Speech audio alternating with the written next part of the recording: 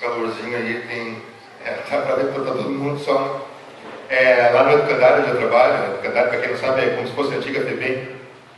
Então lá os adolescentes, para vencer o calor, então não tem ventilador, não tem nada, então eles fazem uma troca, assim, ele dá uma sobremesa e o cara tem que pagar vento para ele, o cara fica abanando ele, né? Então, paga vento para mim, e o cara troca a sobremesa, uma refeição por dentro. Então, acho que é uma boa ideia para estar espalhando aqui também. Então, fica perto do irmão que está se abanando, que você vai receber um pouquinho aí, uma misericórdia de Deus também. Irmãos, eu quero compartilhar a palavra de Deus, aquilo que Ele colocou no meu coração para estar falando com vocês e aquilo que Ele vai falar através da sua palavra para nós. E hoje pela manhã, o culto que eu falei do pastor China, a mensagem que ele trouxe daquele texto de Coríntios, onde o texto Paulo fala que que a vida é como uma corrida e que nós temos que nos esforçar para chegar em primeiro lugar.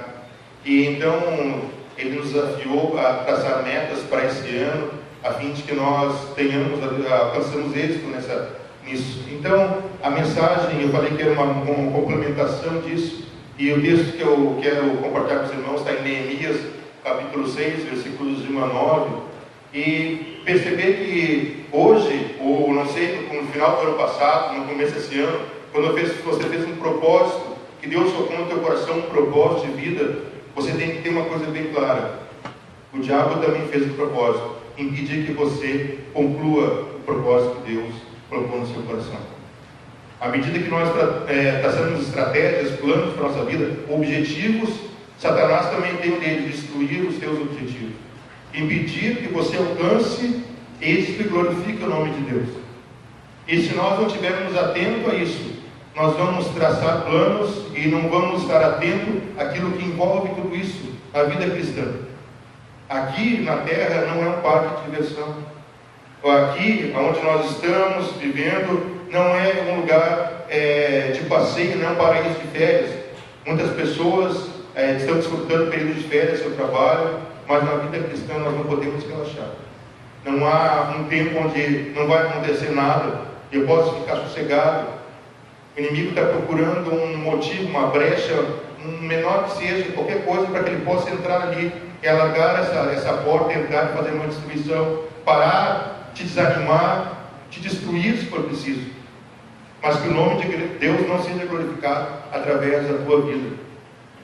Então, os propósitos que você traçou para esse ano, saiba que juntamente com isso você tem que estar atento àquilo que o inimigo está colocando, está levantando, está movendo ao teu lado, para que você não chegue lá.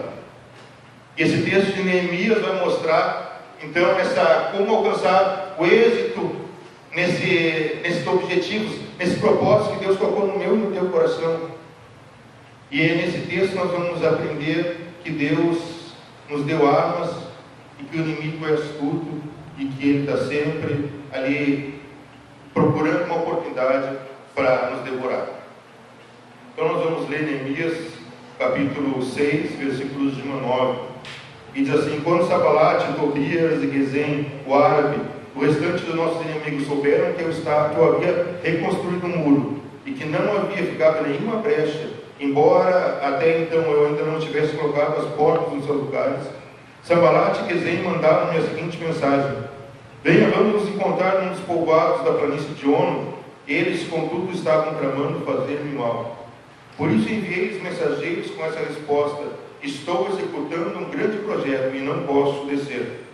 Por que parar a obra para ir encontrar com vocês? Eles me mandaram 4 vezes a mesma mensagem, e em todas elas dei a mesma resposta. Então, na 5ª vez, Sanbalate mandou um dos seus homens de confiança com a mesma mensagem, e ele tinha na mão uma carta aberta, em que estava escrito: dizem entre as nações. E Gesem diz que é verdade, que vocês, judeus, estão tramando uma revolta, e que por isso estão reconstruindo o muro. Além do mais, conforme dizem, você está na iminência de se tornar o rei deles. Até nomeou profetas para fazerem em Jerusalém a seguinte proclamação a seu respeito: há um rei em Judá. Ora, essa informação será levada ao rei, por isso vamos conversar. Eu lhe mandei essa resposta: nada disso que você está nada disso está acontecendo, é pura invenção da sua cabeça. Estavam todos tentando intimidar-nos, pensando, eles serão enfraquecidos e não concluirão a obra. Porém eu orei, agora fortalece as minhas mãos, Senhor. Então nós temos que estar relembrando um pouco dessa história. No primeiro domingo de janeiro, dia 5, eu preguei aqui sobre Neemias, capítulo 1 e 2, onde Deus o chamou para que, por causa das ruínas que estavam, quando o povo voltou do cativeiro, a cidade tinha sido queimada, destruída, e Deus levantou Neemias e Esdras para estar reconstruindo. E Neemias foi responsável pela reconstrução da cidade, dos muros da cidade. E ele, quando levantou, ele começou a fazer a obra, ele observou que ele podia ser usado por Deus, motivou o povo, mas os inimigos, as pessoas estavam lucrando com aquela destruição, porque as pessoas não tinham nada, não tinham. Então alguém estava vendendo coisa, alguém estava lucrando, mesmo na desgraça, sempre tem alguém que lucra. Então tem pessoas que não querem as coisas fiquem corretas, que as coisas fiquem certas, porque se estiverem certas, estiverem corretas, eles vão deixar de lucrar. E essas pessoas, Sanbalate, Tobias e Gesem, são essas pessoas que estavam felizes com a destruição, porque eles estavam reinando, estavam dominando, estavam usurpando, estavam lucrando com aquela situação. E agora, então, na reconstrução desse muro, na reconstrução da cidade, eles se levantam como inimigos. E nós temos que estar atentos, porque na nossa vida há tanto inimigos externos quanto inimigos internos. No próprio reino de Deus, Jesus vai mais longe e diz que o nosso inimigo está dentro da nossa família, dentro da nossa casa. Pessoas que não nos apoiam, pessoas que não nos incentivam, pessoas que tentam nos animar. Não adianta, a vida não tem mais jeito, essa história não tem mais jeito, a situação não tem mais jeito. Essas são estratégias que o inimigo vem usando para nos animar. E se nós não estivermos atentos, como eu falei no começo aqui, dos nossos propósitos, os propósitos que Deus colocou no nosso coração, nós não vamos chegar até o fim. Agora nós estamos animados, é começo do ano, nós estamos cheios de gás, mas quando chegar em julho, você vai começar a dizer, mas será que vale a pena? Será que vale a pena? O resultado não é aquilo que eu esperava. Então o diabo vai sair vitorioso, nós não vamos glorificar o nome de Deus. Então, através desse texto, eu queria que os irmãos estivessem atentos àquilo que o inimigo tem colocado como tropeço e aquilo que Deus tem nos dado para alcançar a vitória, para alcançar o êxito nos nossos objetivos de vida. Então, um primeiro aspecto é conhecer as artimanhas do inimigo para paralisar a obra de Deus. Ele está levantando, ele está incomodado, porque nós fizemos propósito em glorificar o nome de Deus, como igreja, como filhos, como indivíduos, e ele não está contente com isso. A intenção dele é destruir, é acabar com essas coisas. Então, esse momento em que nós nos colocamos na mão de Deus, desperta a fúria do inimigo, e ele quer, de alguma forma, devorar, acabar com a nossa vida. E Neemias, então, vai destacar 7 tentativas que o inimigo fez para paralisar a obra de Deus, e que também são importantes nós observar para a nossa vida. E a primeira é distrair o obreiro, aquele que está trabalhando na obra do Senhor. Eu e você somos obreiros. Nós fazemos parte de uma obra no reino de Deus. E ali no versículo 2, diz que o Sanbalate mandou uma mensagem. Então os inimigos não queriam ver a obra concluída. Os muros estavam fechados, mas as portas ainda estavam abertas. E ele viu isso como uma última chance que ele tinha de destruir aquele povo. A última chance de fazer com que o nome de Deus não fosse glorificado. A última chance de desanimar, de tentar distrair para que as pessoas não ficassem ali fixadas naquilo que Deus chamou. E nós temos que estar muito atentos a isso, que foi só uma mensagem. A primeira, assim, olhando a pior, não era uma coisa tão maligna. Mas são pequenas coisas que vão nos distraindo. E você está concentrado naquilo para que Deus te chamou. Você está fixo ali, concentrado, tentando colocar o melhor. De repente aparece uma luzinha aqui, de repente uma coisinha aqui. Daí você olha para cá, olha para lá e deixa. E nesses pequenos tempos que você deixa de se concentrar, ali naquele momento a obra deixa de avançar.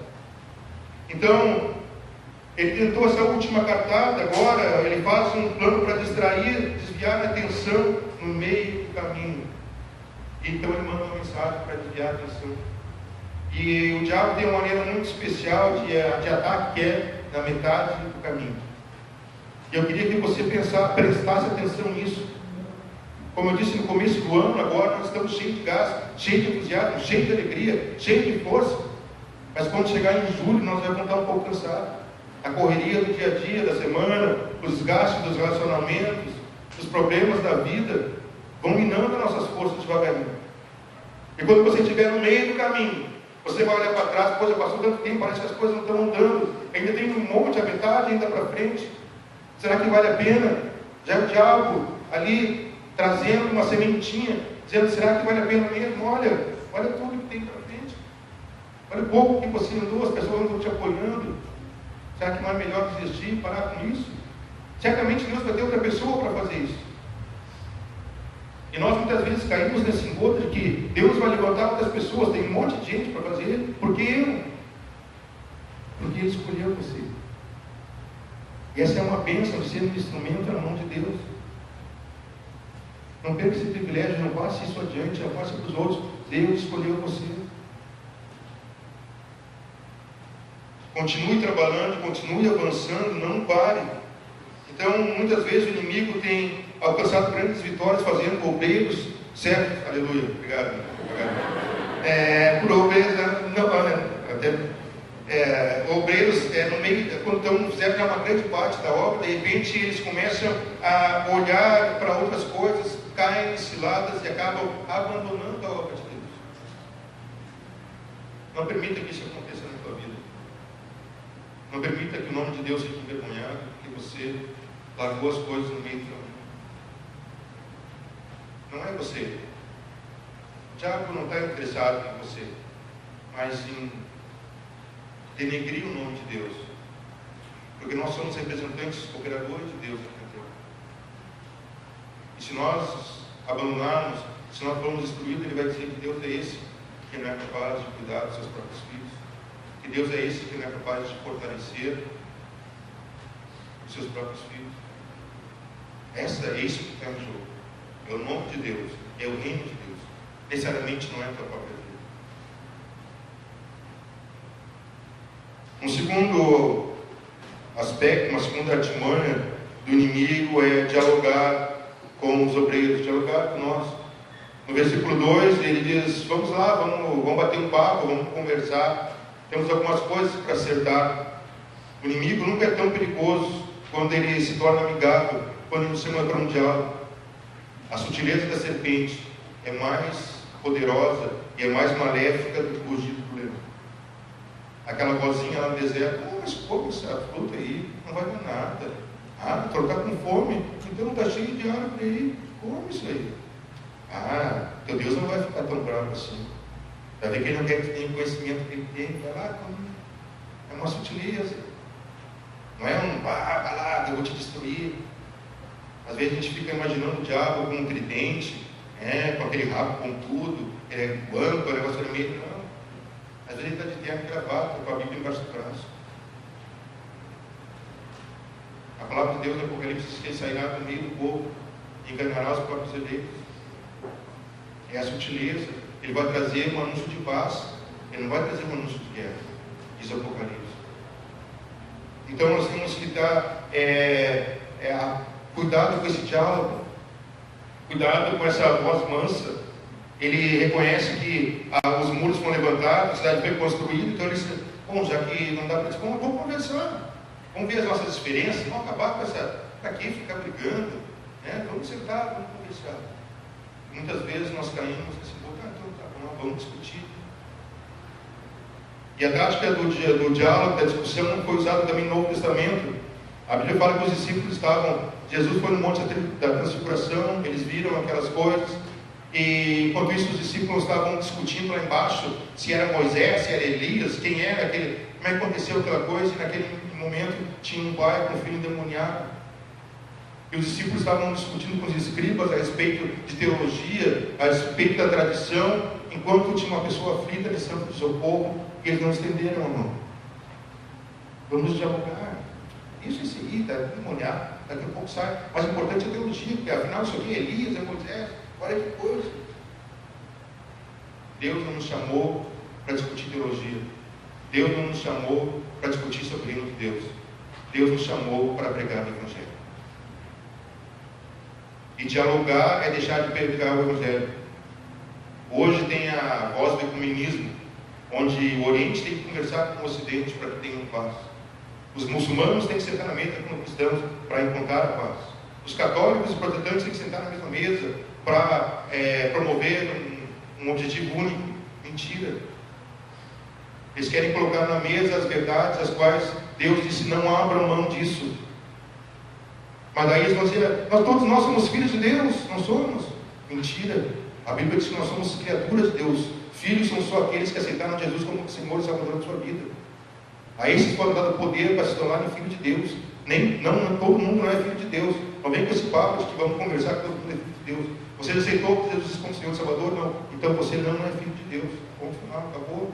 Não está em diálogo, não está em discussão isso. Mas eles querem nos chamar para conversa. Eles querem o diabo, querem nos chamar para um diálogo. Vamos promover a paz juntos, muçulmanos, cristãos. Não importa se o Deus só mudou de nome, mas é todo o mesmo. Não é o mesmo. Esse é um engodo em que muitas vezes nós estamos caindo. Muitas vezes estamos sentando junto na mesa com o inimigo para bater papo, para conversar sobre as coisas que Deus disse: olha, isso é inegociável. Mas o inimigo chega: olha, vamos acabar com a nossa diferença, vamos ser todos iguais, vamos dialogar, deixem de pregar isso, não fale sobre pecado, sobre inferno. Que isso machuca as pessoas, isso ofende. Vamos falar sobre outras coisas, sobre liberdade, sobre assim como você está, viva assim mesmo. É isso que estão falando. É isso que está entrando no reino de Deus. É isso que está entrando nas igrejas. Nós não podemos negociar. Jesus não nos chamou para dialogar com o diabo. Tem igreja que tem programa de rádio onde tem entrevista com o demônio. Onde que isso beneficia? Onde se edifica? Entrevista com o demônio. Você já viu Jesus entrevistando com o demônio? Jesus nos chamou para resistir do diabo, não para conversar com ele. Em terceiro lugar, o inimigo tenta fazer o mal aos obreiros. A intenção de fazer mal está exposta no versículo 2 em duas razões, em duas circunstâncias. A primeira é levar Neemias lá para o Vale do Ono. Neemias não era daquela região. Neemias foi criado no cativeiro. Ele é fruto do cativeiro. Ele apenas vai reconstruir Jerusalém, que era a cidade dos seus pais. Aquela região para ele não era conhecida. Se Sanballat, Tobias, Gesem queriam conversar, porque não foram até lá. Não, sai daí, vem aqui até o vale, vamos bater um papo. Mas o texto diz que Neemias sabia que eles queriam lhe fazer o mal. O inimigo tenta nos afastar da nossa zona de segurança. O inimigo tenta nos levar para uma zona onde nós estamos, uma área onde nós estamos vulneráveis. E ali ele ataca, porque ali nós não conhecemos, porque ali nós não sabemos. Deus nos coloca num certo lugar e Ele nos convida a ir para outro lugar. E muitas vezes esse outro lugar que Ele nos apresenta parece mais próspero, parece mais abundante, e nossos olhos brilham. Então nós migramos daquele lugar onde Deus nos levou, parece tão árduo, parece tão seco. E aquele que o diabo está me prometendo parece tão bom. Será que é do diabo mesmo? Será que é aquele emprego onde eu vou ganhar o dobro do que eu estou ganhando hoje? Será que não é de Deus? Será que é aquele lugar onde eu vou agora que é bem maior do que aquele que eu estou? Será que não é de Deus? Nós medimos as coisas de Deus pela quantidade. Nós medimos as coisas de Deus pela qualidade. Não medimos as coisas de Deus pelo propósito. Se eu vou ganhar mais, se eu vou lucrar mais, então é melhor. Quem disse? Ah, mas eu orei. Orou com os olhos e com o coração voltado para aquele lucro. Aí sempre vai dar aquela resposta. Nós temos que estar atentos que nem sempre aquilo que brilha é a luz do Senhor. E Ele tenta nos afastar desse lugar onde Deus nos colocou, dizendo: eu tenho algo melhor para você. Vamos para lá? Ele fez isso com Jesus. Levou para o deserto, lá já estava no deserto. Olha, o Espírito de Deus levou para o deserto. Daí o diabo apresenta todos os reinos do mundo e diz: tudo isso é teu. talvez nós disséssemos: uau, o que eu quero aqui nesse deserto? Mas o deserto era de Deus. E todos os reinos do mundo não eram Deus que nos ofereceu. Quarto lugar, o inimigo tenta vencer-nos pelo cansaço. E mostra a insistência daqueles homens. E o texto diz que por 4 vezes eles proporam a mesma coisa: vamos conversar, vamos dialogar. Lá um pouco essa obra aí, com essa vida de crente só pregando, só evangelizando, só falando de Deus. Isso aí pouco. Vamos fazer uma outra coisa, vamos bater um papo. E nós, tem alguém que vai fazer, vamos fazer isso, vamos bater um papo. Então ele vai insistindo, e a sutileza também ele não critica, ele não ameaça, ele não dá ódio, ele só fala de voz mansa, voz macia: vamos lá, vem conversar. O que custa? Em quinto lugar, ele fala mal dos obreiros. O inimigo usa várias armas, ele é versátil, ele tem várias máscaras, e para impedir a obra e desencorajar os obreiros que estão trabalhando, e ele usa vários expedientes, várias formas de agir, várias táticas. E primeiro ele começa a espalhar uma boataria. Ouvi dizer, não sou eu que estou dizendo, ouvi dizer, comentaram lá no Cajuru, comentaram lá no meu bairro, comentaram no meu condomínio, comentaram não sei onde, que Neemias então veio aquela carta aberta que o texto diz, é como uma entrevista coletiva para falar um monte de coisa ruim a respeito de Neemias e do povo de Deus. E aquela carta aberta era tipo um assassinato moral: você não presta. Quem é você para fazer a obra de Deus? Você não presta. Já que não pode matar Neemias, vamos acabar com a reputação dele. Já que a gente não pode acabar com a vida dele, vamos acabar com a reputação dele. Vamos deixar as pessoas com uma pulga atrás da orelha. Será que vale a pena confiar nesse homem? Será que vale a pena confiar nesse povo? Vamos criar uma confusão, vamos criar medo, vamos criar intriga, vamos jogar informações mentirosas. Isso sabe que isso vai espalhar, espalha.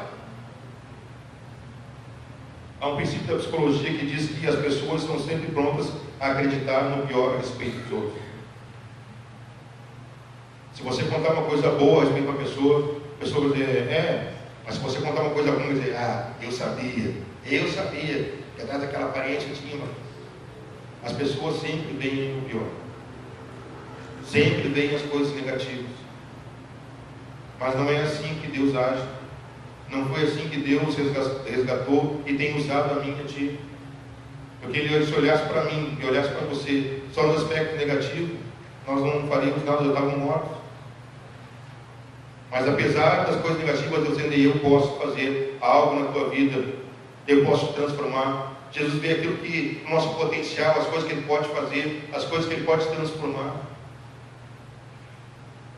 E Neemias então ouve a respeito dessas acusações e questionaram a motivação do povo, dizendo: olha, esses muros aí que vocês estão fazendo, parece que me ouvi dizer que é que vocês querem fazer uma rebelião, esse muro é para que o rei, vocês consigam fazer rebelião e o exército do rei não consiga entrar aqui.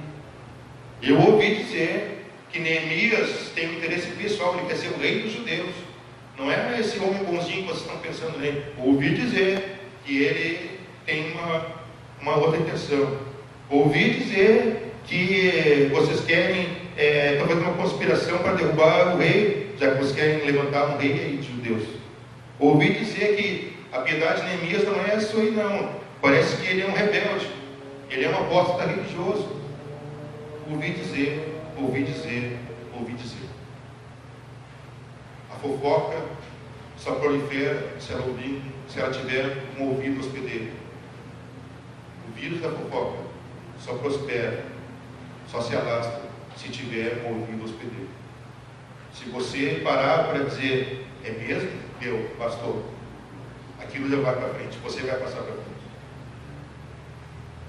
Então, Neemias tem toda essa situação, as pessoas querem ali denegrir a imagem dele, mas não conseguem.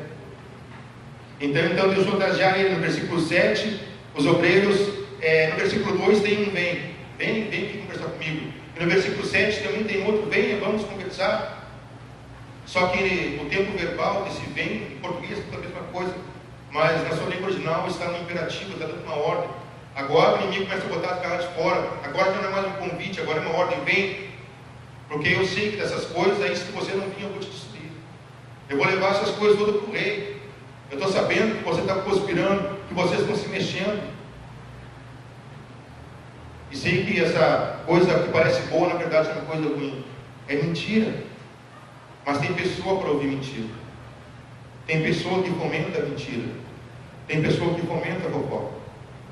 Tem pessoa que gosta da fofoca. E essas coisas vão adiante, vão crescendo. Então começa no versículo 9, o sétimo e último tentativa do inimigo, botar medo no coração daqueles homens, de paralisar a obra. Se ele colocar medo, então ele vai conseguir o seu objetivo. Não nos fomos chamados para temer o inimigo, mas para resistir ao diabo. Nós temos que resistir à investida dele, não é fugir, não é ter medo do diabo. Nós temos que ter temor apenas ao Senhor.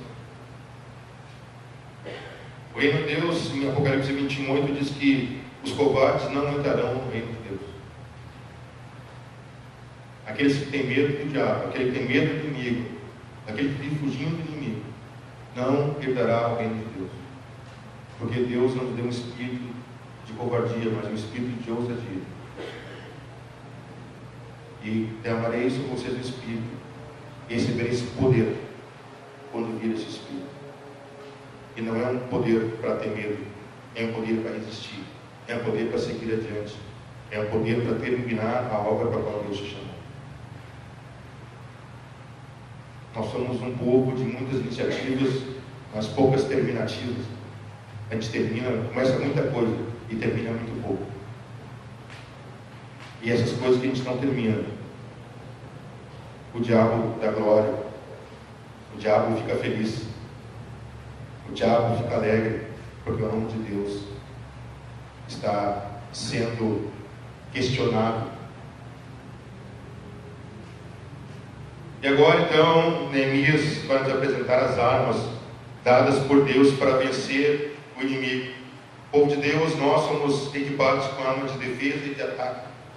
E Neemias vai mostrar como é que ele usou essas armas. Ele usou com sabedoria. E a primeira arma é o discernimento espiritual. Muitas vezes nós colocamos isso em prática. Nós somos elevados por tudo que é vento de palavra, de doutrina, de coisas que aparecem em nossa frente, e nós não sabemos se isso veio de Deus ou veio de onde veio isso, do homem, do diabo. E Neemias era um homem maduro espiritualmente, não se encantou nem se intimidou com a proposta de diálogo. Eu não quero conversar. Eu tenho uma coisa muito mais importante para fazer do que ficar conversando com você. E ele discerniu que por trás daquela camaradagem havia uma intenção maligna. Como eu disse, o diabo nem sempre aparece com cara de mal. Às vezes a coisa parece boa, às vezes é rentável, às vezes o lucro é maior, mas não veio de Deus. Então nós precisamos estar apercebidos disso, nós precisamos discernir tanto o rugido do inimigo quanto a voz mansa e sedutora que ele também apresenta. Em segundo lugar, a compreensão da importância da obra de Deus. No versículo 3, Neemias diz: olha, eu não vou descer até aí ao Vale do Ono, porque a obra para a qual eu estou fazendo é muito mais importante. Você tem noção da importância que é construir, que é estar administrando a obra, o reino de Deus? Existe alguma coisa na sua vida que é mais importante do que isso? Existe algum foco, existe algum objetivo, existe alguma coisa que brilha mais do que isso? Então apaga, desvia o teu olhar e olha para o reino, por causa que não existe nada mais sublime do que o reino de Deus. Charles Spurgeon, que foi um pregador batista, um evangelista, talvez um dos mais influentes no mundo, em que nós vemos até hoje, e ele disse aos seus alunos: se os reis vos convidarem para seres ministros de Estado, não vos deixes seduzir, deixando a vossa posição sublime de embaixadores de Deus. Essa é a posição maior. Não é ser presidente da República, não é ser deputado, senador, não é ser o chefe o gerente da sua empresa, o chefe da sua equipe. A posição mais sublime que você tem é ser embaixador, um cooperador de Deus. E se esse não for o teu foco, você, por qualquer coisa que aparenta lucro, que aparenta crescimento, que aparenta prosperidade, você vai abandonar para ir para esse outro lugar. Buscar em primeiro lugar o reino de Deus. E essas outras coisas você vai acrescentar. O obreiro precisa saber de coisas importantes. 3 coisas. Primeiro, saber que está fazendo uma grande obra. Porque todas as coisas passarão, mas a obra do Reino de Deus é eterna. É por toda a eternidade e é para toda a eternidade. Segundo, saber que a obra requer atenção exclusiva. Neemias não parou, não pôde parar. O que estava fazendo não é só grande, mas é vital, é importante para toda a humanidade. Terceiro, aquela obra é prioritária. Neemias não vai deixar o que é mais importante e urgente para atender algo de menor valor. Você tem que observar e enxergar todas as coisas, mas você tem que colocar a sua força, o seu objetivo, o seu foco naquilo que é mais importante.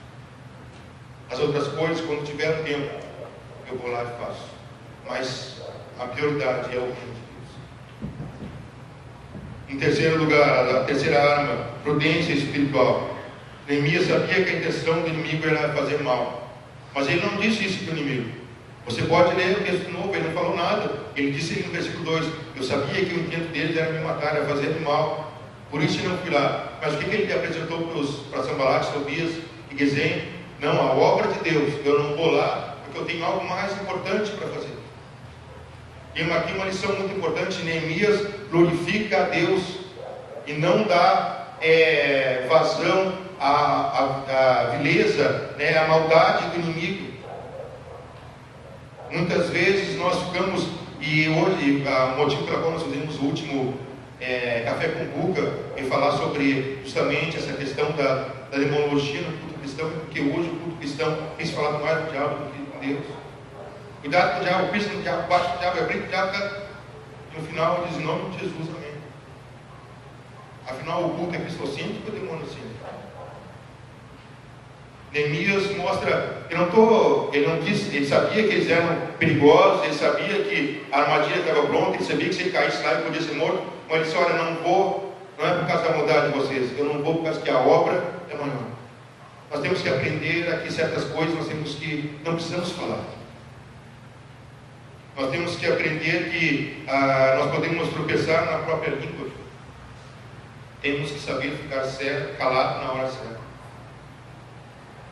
Tem gente que fala muito, e quem fala muito, fala demais. Quem fala muito, fala demais. E fala coisas que não precisava falar. E você está dando informação para o inimigo. Você está dando munição para o inimigo. Você está falando coisas que você não precisa falar. Em quarto lugar, firmeza no propósito. Versículo 4, o versículo diz que 4 vezes o inimigo convidou Neemias para um diálogo, e 4 vezes ele disse não. Nós temos que aprender a dizer não. O nosso sim para Jesus tem que ter o mesmo vigor do que um não para Satanás, para o pecado. Nós temos que aprender a dizer não, e muitas vezes nós não conseguimos. Então, uma das armas prediletas do inimigo é a insistência. É tentar, até que está bom, então eu vou lá falar com você. Mas Neemias bateu o pé e disse: eu não vou, e não vou. Não adianta, eu não vou. Chega só mais perto, o Vale do Ono era metade do caminho, então Neemias não precisava ir até lá onde ele estava. O Vale do Ono era exatamente a metade, ele foi distante, a metade do caminho onde Neemias estava, e aonde Sanbalate e Tobias estavam. Eles não precisa vir aqui, até metade do caminho, eu não vou. O diabo às vezes chega, não precisa pegar esse pecado, chega pertinho só para te ver. Daí a gente vai lá pertinho só para ver. E aí já está feito. Então, tenha um firme propósito de dizer não às coisas que não são de Deus. Em quinto lugar, integridade pessoal. No versículo 6 a 8, os inimigos vasculharam a vida de Neemias, tentando achar alguma coisa para denegrir a reputação dele, a imagem, mas não encontraram nada. A ponto de Neemias dizer: olha, tudo que vocês também estão falando é a invenção da cabeça de vocês. Ah, mas nós vamos lá falar com o rei. Pode falar.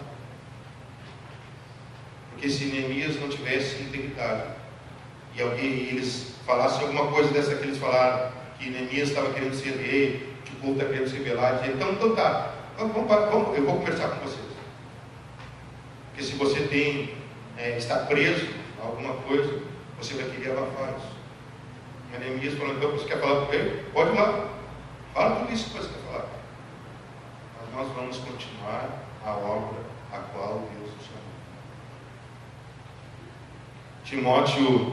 2 Timóteo capítulo 13 diz assim: procure apresentar-se a Deus como ovelha aprovada, que não tem do que se envergonhar. Não deixe brecha. Não deixa algo para que o inimigo consiga jogar o anzol e fisgar de você. E por último, a última arma é a mais importante de todas: a oração. Versículo 9. Versículo 9 ele termina dizendo: então eu orei, Senhor, fortalece as minhas mãos. E é interessante que Neemias não pediu: Senhor, vai lá e acaba com meus inimigos. Senhor, destrói Sambalat, Tobias e Gesem, elimina eles. Ele disse: Senhor, fortalece as minhas mãos, para que eu possa resistir a Satanás, para que eu possa resistir ao inimigo, para que eu possa concluir a obra para a qual nós chamamos. Isso é muito mais importante. Destruir o inimigo, mas eu quero que ele seja envergonhado, vendo que tu és um Deus poderoso. Lá o Salmo 23 diz assim: preparas uma mesa na presença dos meus inimigos. Não é para destruir o inimigo. Preparas uma mesa na presença do inimigo. Enche meu cálice, transborda meu cálice, enche, derrama óleo, unge minha cabeça, para que ele saiba que eu pertenço a ti, para que ele seja envergonhado na tua presença. Não é para destruir, é para nos fortalecer, para que as pessoas que adoram esse inimigo sejam envergonhadas dele. Mas aquele filho é um fracasso. O Deus dele é muito mais poderoso. Neemias sabe que não basta o recurso da terra, é preciso também uma missão do céu. Muitas vezes nós queremos alcançar os nossos objetivos, ter êxito nos nossos objetivos, aquilo que Deus pediu para nós, usando a estratégia, fazendo planilha, fazendo isso, fazendo aquilo, e esquecemos do principal, a oração. Se você não orar, esquece todo o resto. Pode jogar no lixo, porque não vai servir para nada. Se não tiver clamor, se não tiver humilhação, se não tiver um real conhecimento de quem você é, que você não é nada, que você precisa de Deus, você precisa da sabedoria dele, da força dele, da graça dele, do poder dele para vencer o inimigo, para alcançar o seu objetivo, você está fadado ao fracasso. E o fracasso vem depois que nós questionamos: ó Deus, por quê? Porque você esqueceu do principal. Você só pensou naquilo que você podia fazer, aquilo que você conseguia fazer, e você esqueceu de clamar a mim: aquilo que eu não posso, Senhor, me ajuda, me fortalece, me dá força, para que eu possa glorificar o teu nome, para que eu possa concluir, para que eu chegue lá, naquilo que você preparou para mim, Deus. E se tu preparou, porque eu sozinho não tenho condições de chegar lá, mas tu pode me levar até lá. E se a gente não chega naquele objetivo, se a gente não alcança aquele objetivo, é porque nós nos agarramos na mão de Deus. Nós nos agarramos na própria sabedoria, no próprio entendimento, e essas coisas acabam, essas coisas uma hora perecem, elas se deixam na mão. Então, concluindo, a vida cristã é uma batalha sem tréguas. A vida cristã é uma batalha em várias frentes. O inimigo usa várias formas. O inimigo nunca descansa, ele está sempre querendo destruir. A batalha exige preparo. Você tem orado, você tem observado os sinais, você não tem se desviado daquilo que Deus propôs, você não tem dado atenção às ações do inimigo, às coisas, ao lucro, ao ganho só. Mas acima de todas as coisas, A vida cristã é uma batalha que nós somos mais do que vencedores por meio de Cristo Jesus. E é isso que tem que nos dar alegria. É isso que tem que nos dar e encher o nosso coração. A batalha está aí. A vida é dura. O inimigo está fugindo. Ele também está falando mansamente no nosso ouvido. Ele está levantando barreiras. Ele está falando de coisas mentirosas. Ele está tentando nos animar, está tentando destruir. Mas saiba que em Jesus nós somos mais do que vencedores. E que tudo aquilo que Ele preparou, você alcançará. Nenhum dos planos de Deus pode ser frustrado. Só é frustrado se nós abrimos mãos daquilo que Ele tem para nós, para aquele algo maior e que não é dele. Nós só não somos mais do que vencedores se nós desviarmos o nosso olhar de Deus para olhar para as coisas que brilham, para as luzes que o mundo tem nos oferecido. Nós só não alcançaremos o êxito nos propósitos, nos objetivos que Deus colocou no nosso coração, se nós cairmos nas armadilhas do inimigo. E são inúmeros, são grandes, são intensas, são diárias. Mas Deus nos deu armas para que nós possamos vencer. E Deus não é um Deus de mentira, é um Deus verdadeiro. E Ele diz: você é mais do que vencedor. Isso é uma declaração, isso também é uma possibilidade. Deus está dizendo: vocês somos mais do que vencedores. A obra para a qual eu te chamei vai ser concluída, e a parte que lhe cabe, você vai fazer, porque eu sou contigo, diz o Senhor. E é isso que deve encher o nosso coração. Não deve ser o lucro maior, a porta mais larga, mas o lugar que Deus preparou para nós, o caminho que Deus preparou para nós. Ele se apertado, é estreito, mas é o único caminho que leva a mim. E talvez você esteja aqui e nem sabia que estava vivendo essa batalha. Você não é alguém que ainda entregou sua vida para Jesus. Mas saiba que Deus tem um propósito para a tua vida. Ele quer te revelar hoje, nessa noite. Para isso você tem que dizer: eu quero fazer parte. Vem fazer parte da minha vida, Senhor. Eu quero fazer parte do teu reino. Eu quero ser um obreiro. Eu quero trabalhar para ti. Eu quero ser um vitorioso. Talvez você esteja cheio de batalhas e não está sabendo como vencer isso.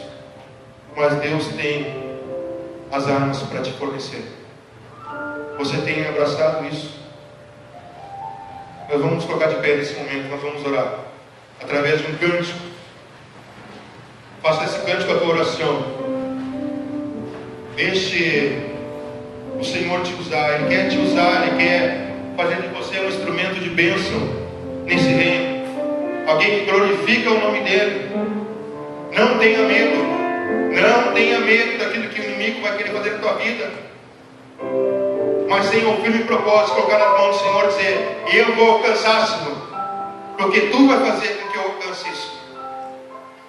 Isso vai testemunhar do teu grande poder, do teu grande amor, do teu grande cuidado para com as nossas vidas.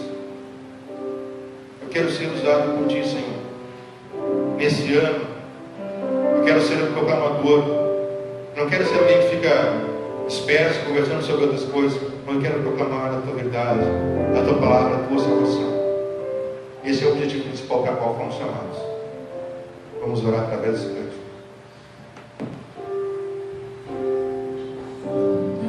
Senhor, e me conheces, quebranta o meu coração, transforma-me conforme a tua palavra e enche-me até que em mim se ache forte. Então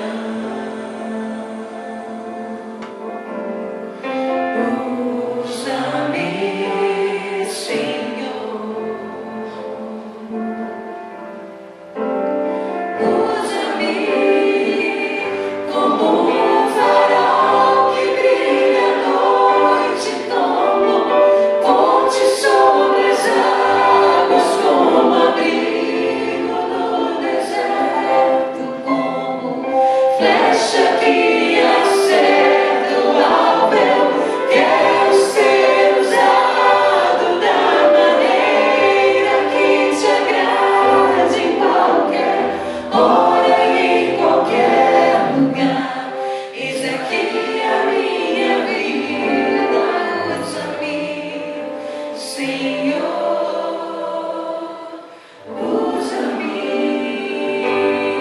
Você quer ser usado por Deus em qualquer hora, em qualquer lugar.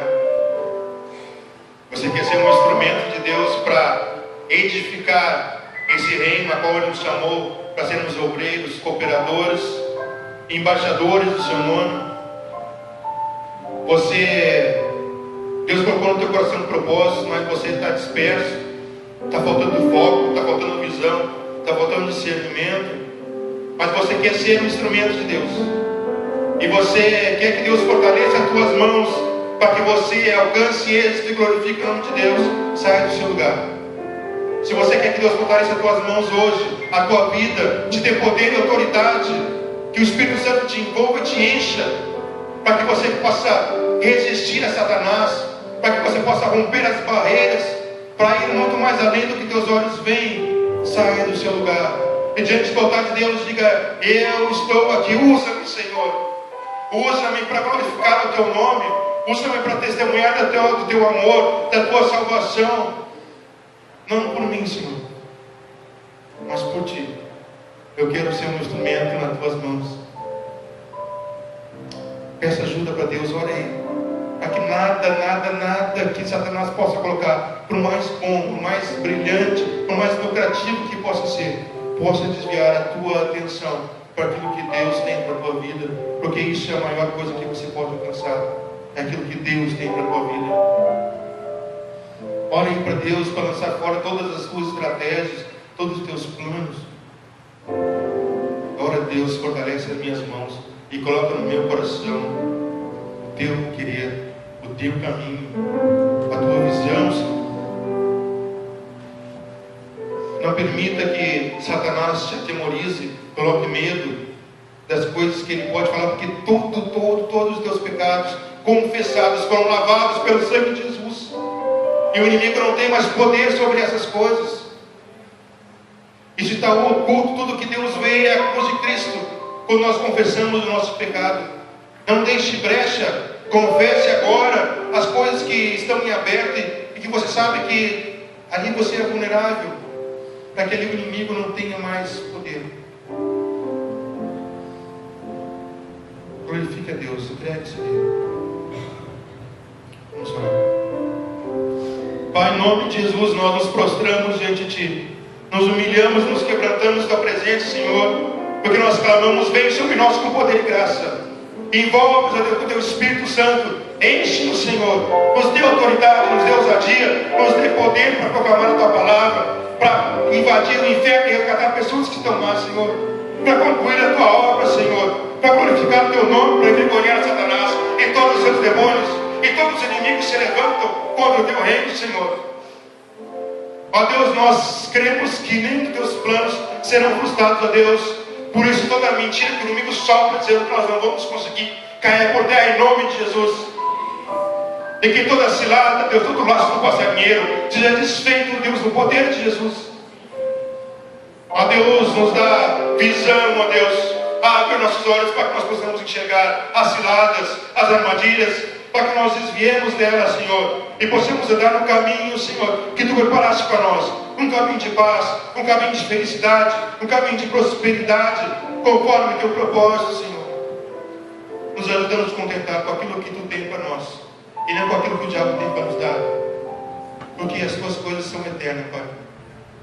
Mas o diabo já está derrotado, já está aniquilado, e todas as coisas que são dele, o que ele tomou conta, já estão destruídas. Nós queremos apenas as coisas que são duradouras, as coisas que vêm do Teu trono, Senhor. É isso que nós queremos para a nossa vida. É isso que nesse ano de 2014 nós queremos viver.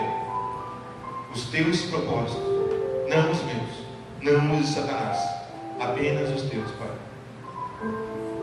Mesmo que aos nossos olhos existam caminhos mais abundantes, mais verdejantes, mas nós queremos estar no Teu caminho, porque sabemos que lá Tu estás conosco. O Teu cajado, a Tua vara nos protege, nos consola, e isso é que importa, Senhor. E falando daquilo que o salmista falou, nós queremos declarar: prepara-nos uma mesa na presença do nosso inimigo. Prepara-nos uma mesa na presença de Satanás. Enche o nosso cálice com a tua misericórdia, com a tua bondade, com o teu poder, com a tua unção. Transborda, Senhor. Abundância em nossas vidas, Senhor. Unge a nossa cabeça com óleo, Senhor, para que Ele saiba que nós somos teus.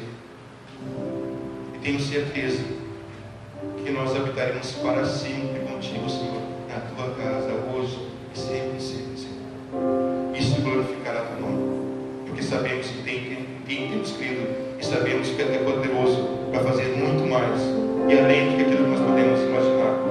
Obrigado, Senhor, porque sabemos hoje que nós concluiremos a obra para a qual tu nos chamaste. Nós sabemos hoje que em 2014 nós seremos mais do que vencedores por meio de Jesus Cristo. Nos ajuda, Senhor, a sempre ter esse foco e jamais desistir, jamais desviar, jamais desanimar. Enche nosso coração com a tua alegria e com a tua paz. E que essa seja a nossa força para toda a caminhada, por toda a eternidade, hoje e sempre. É assim que nós oramos em nome de Jesus. Em nome de Jesus. Amém. Abraça o teu irmão. Dá uma palavra de força, uma palavra de coragem, uma palavra dizendo: você vai conseguir. Você vai conseguir, porque Deus vai te levar a esse objetivo. Você vai ter êxito naquilo que Deus te chamou. Que Deus abençoe.